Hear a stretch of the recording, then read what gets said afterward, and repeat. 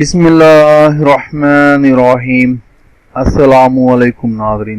تمام تعریفیں اللہ تعالیٰ کی پاک ذات کے لیے جو اس جہان کی خالق، مالک اور پروردگار ہے، اور لاکھوں کروڑوں اربوں خربوں درود اور سلام اللہ تعالیٰ کے آخری نبی اور رسول حضرت محمد مصطفیٰ احمد مجتبیٰ صلی اللہ تعالیٰ علیہ وآلہ وسلم پر اور آپ صلی اللہ علیہ وآلہ وسلم کی آل پر اور تمام صحابہ اکرام رضوان اللہ تعالیٰ عنہم اجمعین پر۔ ناظرین، آج کی اس ویڈیو میں ہم لوگ قانون معاہدہ 1872 کا بنیادی مقصد اور اقرار نامہ اور معاہدہ میں جو فرق ہے اس کے بارے میں بات کریں گے، یعنی کہ main object of the contract act 1872 and difference between contract and agreement. تو چلتے ہیں ان کو جاننے کے لیے اگلی سلائیڈ پر۔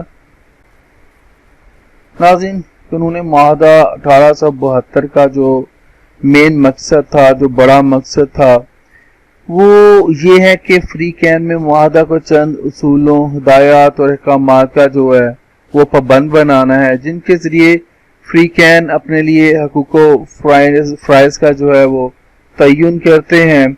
معاہدہ میں جو شامل فریق ہوتے ہیں وہ معاہدہ کے تحت معاہدہ میں درج شرائط کے جو ہیں وہ تابع ہوتے ہیں، یعنی کہ ان جو شرائط انہوں نے کنٹریکٹ میں مینشن کی ہوتی ہیں تو ان کو جو ہے وہ قبول کرتے ہیں، ان کے تابع ہوتے ہیں، ان کو ماننے کے پابند ہوتے ہیں جو معاہدے میں لکھی ہوتی ہیں شرائط۔ اگر کوئی فریق جو ہوتا ہے جو معاہدہ کی خلاف ورزی کرے تو جو دوسرا فریق ہوتا ہے اس کے خلاف قانونی کارروائی کرنے اور اپنے نقصان کا معاوضہ یا ہرجانہ حاصل کرنے کا مجاز ہوتا ہے، اور اس کے ساتھ ساتھ اسے جو ہے معاہدہ کو منسوخ کرنے کا بھی جو ہے وہ اختیار حاصل ہوتا ہے۔ یہ جو ہے ہمارا قانون جس کو ہم لوگ پڑھ رہے ہیں، یہ قانون معاہدہ 1872 اس کے تحت۔ ناظرین، قانون معاہدہ کے تحت جو معاہدہ ایک واضح اصطلاح ہے جس میں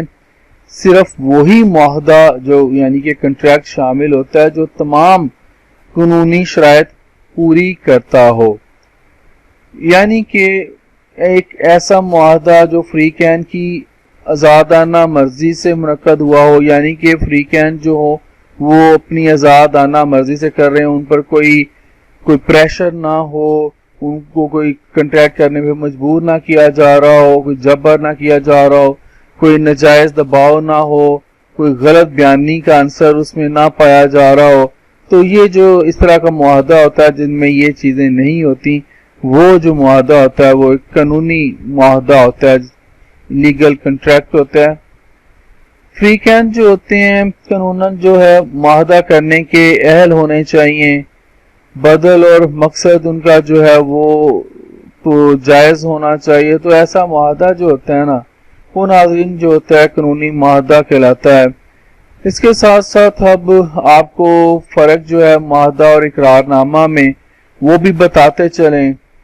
ناظرین، دوسرے لفظوں میں ہم کہہ سکتے ہیں کہ ہر اقرار نامہ یعنی کہ جو ایگریمنٹ ہے جو قانونی طور پر قابل نفاذ ہو اسے ہم لوگ جو ہے معاہدہ کہتے ہیں۔